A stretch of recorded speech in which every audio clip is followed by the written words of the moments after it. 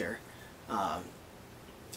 was like people auditioning to be the Beavers, and he made a reference to the Beavers' house that was very inappropriate, but he didn't mean it to be, and it was hilarious, and I couldn't stop laughing, and I high-fived him, and it was just it was an awesome moment because he as soon as he said it, he was like, and all of us were like, all of us kids in high school and college were like, he said it. It was awesome. You should.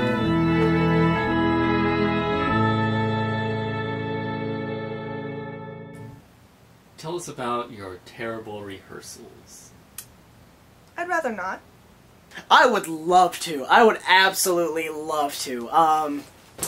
Let me just, the one thing I dislike most in shows is favoritism, and not like if someone's doing really well and they get props for it, I'm quite alright with that. But when someone is simply just favored because they suck up to the director, and other people put in hours of work, like on the set and helping out with tech, and don't get any recognition, but the people who come for 30 minutes a night and just blow it off, they get all the recognition because they're talented. I find that to be one of the most aggravating things to me, because a cast is not about just the lead characters. A cast is about everybody and everybody contributing. And if you pull certain people out and constantly give them the leads and everything, and constantly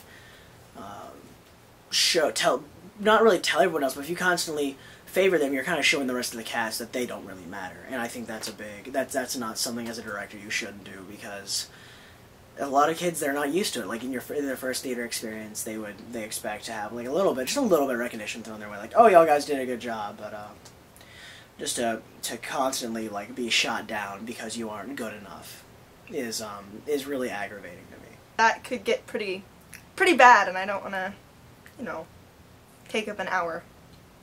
During Singing in the Rain, during the song, what is it? It was Broadway Melody. Everyone else is out there tapping and doing stuff, and I was the guy that moved the door across the stage and then opened it, and I shooed Travis McClung away, even though he's one of the most awesome guys I've ever met. It was my role. It was like, you're not good enough for me, I'm a businessman. Close the door.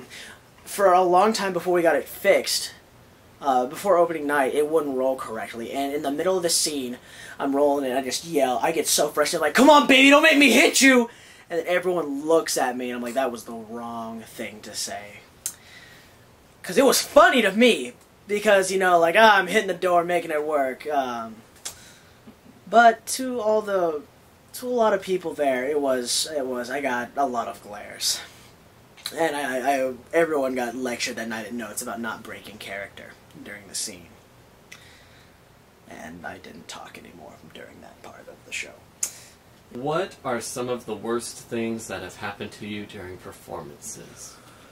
The one I was telling you about earlier, for Toys Are Alive, when I looked like the transvestite, don't you love theater? You just look like a transvestite sometimes, and it's okay. But I forgot my line, and it was a silence what felt like an hour. I just blanked on my line, and then like the girl was trying to feed it to me, and I was like, I ripped my pants. and I just looked around and tried to play it off, and it was really, really, really awkward. Really awkward.